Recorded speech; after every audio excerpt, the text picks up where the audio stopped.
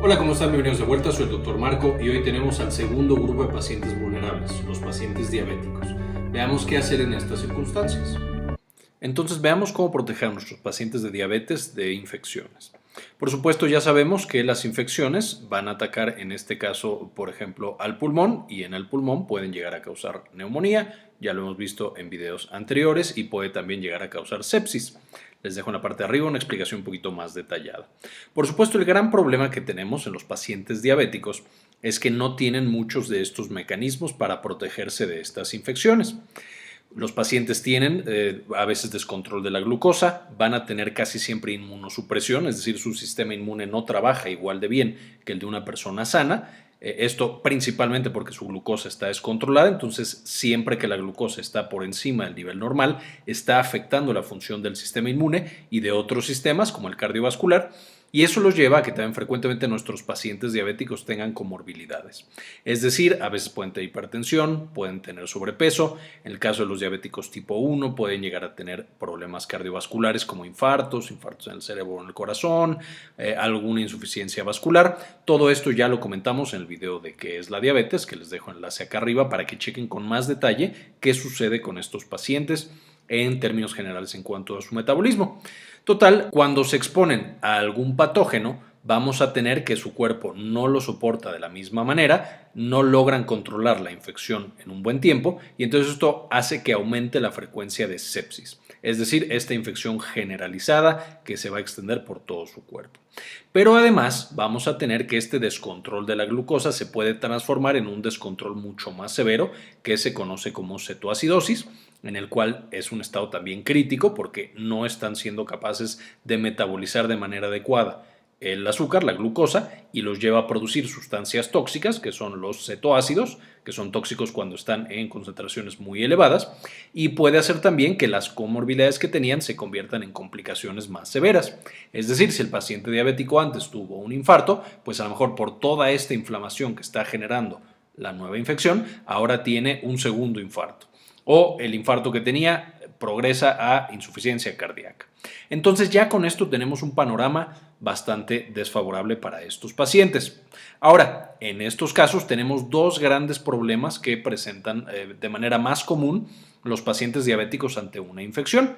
Primero, la infección va a ser más severa, como mencionamos en la diapositiva pasada, llevando más frecuentemente a neumonía complicada y a sepsis, debido a que su sistema inmune no logra capturar el patógeno y por supuesto tampoco logra controlarlo a tiempo. Y también esto se puede ver en la falta de riego sanguíneo. Por supuesto, no a todos los tejidos, pero vamos a tener tejidos que no tienen una adecuada perfusión y esto puede llevar a que más rápido tengan una inflamación severa, descontrolada y que no llegue el sistema inmune de manera adecuada a todos los sitios. En segundo lugar, vamos a tener frecuentemente alteraciones metabólicas y esto es cualquier infección. Cualquier infección puede hacer que nuestro paciente diabético tenga una alteración metabólica. Es decir, si tenía la glucosa más o menos controlada con el medicamento que estaba tomando, metformina o si se estaba inyectando insulina, ahora tenemos que empieza a tambalearse, empieza a hacer tanto hipoglucemias, que son muy peligrosas y que pueden hacer que el paciente llegue a tener daño neurológico, o empieza a tener hiperglucemias que si no se controlan y el paciente no tiene ningún método efectivo para controlarla, es decir, no se está aplicando insulina o no tiene insulina o no se la sabe aplicar, lo puede llevar rápidamente de la hiperglucemia a la cetoacidosis que mencionábamos. La cetoacidosis, por supuesto, asociada con deshidratación severa, porque eso pasa frecuentemente con la cetoacidosis, y a una acidosis de toda la sangre. Es decir, la sangre se pone muy ácida debido a la presencia de estos cetoácidos. Ya hablamos también con mucho más detalle de la cetoacidosis en otro video y les dejo también el enlace acá arriba para que puedan consultarlo allá. Y hablamos un poquito del tratamiento y de todo lo demás. Entonces, con esto, ¿qué tenemos que hacer? Pues preparándonos ante una infección, por lo menos tener un mes de medicamentos listos para ser aplicados. Aquí, por supuesto, necesitamos que los medicamentos estén logrando un buen control de la glucemia y de la glucosa, es decir, que no tengamos hiperglucemias o hipoglucemias de manera frecuente y que nuestra hemoglobina glucosilada esté en un buen sitio, que de nuevo ya hablamos de los números y en cuánto debemos estar en el video de qué es la diabetes. Si nosotros ahorita con el tratamiento que tenemos de diabetes oral o inyectado no estamos alcanzando buenos números o estamos teniendo frecuentemente hipoglucemia, sería un perfecto momento para hablar con nuestro médico y que lo ajuste un poquito para estar listos para cualquier infección. Punto número 2. En el caso de los pacientes diabéticos, si nosotros empezamos a desarrollar cetoacidosis, por ejemplo, esta cetoacidosis o también otra que se llama coma hiperosmolar, puede llevarnos a perder el estado de conciencia. Entonces un día a lo mejor amanecemos y estamos muy confundidos y nos cuesta trabajo levantarnos de la cama. Entonces va a ser extremadamente importante que mis familiares y yo tengamos una lista de todos los medicamentos que tomo, las dosis y las horas, para que si yo no pudiera aplicármelos, pudiera venir este familiar y por supuesto aplicarlos en el orden correcto y a la dosis correcta. Entonces es muy importante que estemos bien entrenados nosotros, pero que también entrenemos a nuestros cuidadores o a nuestros familiares y por supuesto tener un contacto cercano con ellos. Todos los días en la mañana hablar, preguntar cómo estamos, si necesitamos algo, porque esto nos va a proteger en caso de que yo tenga una infección y a lo mejor ni siquiera me estoy dando cuenta todavía porque estoy empezando apenas con los síntomas. El tener este tipo de comunicación me va a proteger. Entonces, esta lista es esencial, incluso en digital, la podemos tener en el WhatsApp, la podemos tener en algún grupo con mis cuidadores y con mis familiares. Punto número 3, si sabemos que la hipoglucemia es un riesgo, porque de pronto puedo estarme aplicando insulina, pero empiezo con una infección y empiezo a tener descontroles e hipoglucemias, yo necesito tener listo algo para esta hipoglucemia. En otros países se recomienda el glucagón, por ejemplo en Estados Unidos es un tratamiento frecuentemente usado, en México no es tan común, no tenemos en muchos sitios, pero bueno, entonces lo que podemos usar son literal carbohidratos simples, es decir, sustancias que tienen mucho azúcar, que tradicionalmente no son buenas en nuestra dieta, pero si yo de pronto debuto con una hipoglucemia, es decir, la glucosa muy baja, me empiezo a sentir mal, me falta el aire, tengo sudoración, pues entonces tomo un jugo de fruta o frutas literal completas o gelatina o dulces, incluso un poco de refresco. Eso lo que va a hacer es devolver la glucosa a mi nivel normal. Aquí solo seamos muy cuidadosos porque las primeras veces que me dan hipoglucemias los síntomas son súper intensos, entonces siento que me voy a morir. De hecho, se llama sensación de muerte inminente y sudo y me duele el pecho y me siento de la patada. Pero si yo empiezo a tener hipoglucemias de manera frecuente, eso hace que desaparezcan los síntomas. Entonces yo puedo tener niveles de glucosa extremadamente bajos, peligrosamente bajos, al borde de la convulsión, pero si he tenido muchas hipoglucemias, ya no voy a tener ningún síntoma. Es por eso que tener también suficiente equipo para monitorizar mi glucosa es esencial. Estar checándome con mis tiras cada vez que sea necesario, cada vez que me lo haya mandado mi médico, tal vez incluso un poquito más frecuente por el riesgo de tener una infección y todavía no darme cuenta. Entonces, muy importante tener esos carbohidratos simples a la mano, no saber dónde están, sino tenerlos a la mano por si yo tengo un episodio de hipoglucemia y tenga que darme un tratamiento de rescate. Por supuesto, esto también aplica para la hiperglucemia, entonces yo necesito también monitorizar mi nivel de glucosa y tener mi insulina a la mano lista. El gran problema con algunos pacientes es que solamente, por ejemplo, se controlan con metformina. La metformina no baja la glucosa de manera rápida, de hecho ni siquiera la baja, solo sensibiliza un poco a la insulina. De manera que si yo empiezo con una glucemia muy alta, 270, 300, pues no hay manera en la cual yo me la pueda bajar rápido. De manera que si frecuentemente me estoy acercando a esos números, por supuesto, ya debería tener por lo menos insulina rápida e idealmente ya estar insulinizado, es decir, platicar con mi médico para que me dé algo para poder bajarme esta glucosa. Frecuentemente sucede que los pacientes diabéticos de repente brotan con una infección, tienen un cuadro de hiperglucemia y solo tomaban metformina y eso lleva, por supuesto, a que no tengan manera ellos de bajarse la glucosa, tienen que ir al hospital y el punto es evitemos por ahora los centros de salud y los hospitales si nos es posible.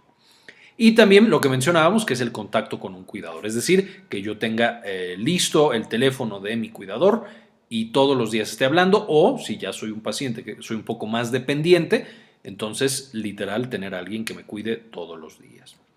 Ahora, ¿cuáles son los datos de alarma? Estos datos de alarma son principalmente de la cetoacidosis, que de nuevo es de lo primero que aparece con las infecciones severas, aunque por supuesto también está asociado a otras patologías como la sepsis, como el tener yo un infarto, etc. Todo esto asociado a una infección que puede desencadenar estas consecuencias.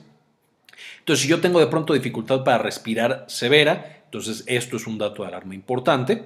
Dolor o presión en el pecho, por supuesto, es un dato de alarma importante. Confusión o incapacidad para mantenerme alerta, que es lo que mencionábamos en diapositivas pasadas. Coloración azulada de la piel, y aquí no solamente es la piel, también las mucosas, la mucosa dentro de la boca, la lengua, abajo de la lengua, alrededor de los ojos, abajo de los párpados justamente. Todo eso, si está azulado, si está como más pálido y de un tono azul, eso me debe preocupar porque significa que mi sangre no se está oxigenando de una manera adecuada. Aliento con olor a fruta o nuez, esto es característico de la cetoacidosis que hemos mencionado antes. Justo mi cuerpo se está llenando de cetoácidos y entonces mi aliento los desprende y tienen esta como, pues sí, olor a nuez o olor a fruta. Si yo tengo náuseas, vómitos o dolor abdominal, también es importante. Uno, porque puede ser un dato temprano de que yo estoy teniendo un descontrol completo de la glucosa.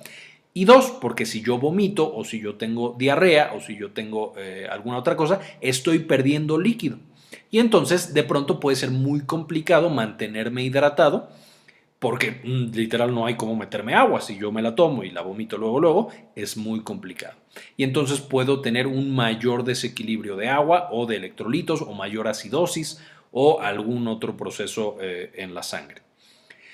También orinar frecuentemente o sed excesiva, esto es comparado con antes, es decir, si yo todo el año pasado orinaba, voy a inventar un número, 10 veces al día y de pronto el último mes he estado orinando 20 veces al día, o yo tomaba 1 litro de agua y el último mes he estado tomando 3 litros de agua, entonces eso es un dato de alarma, no tan severo como los que están arriba, pero me puede indicar que algo está pasando. Cuando nosotros tenemos estos cetoácidos que ya mencionamos previamente, esos pueden hacer que orinemos más frecuentemente y pueden activar el reflejo de la sed. Entonces, me podrían indicar que se van incrementando y que tengo que cuidarme de una manera más estricta.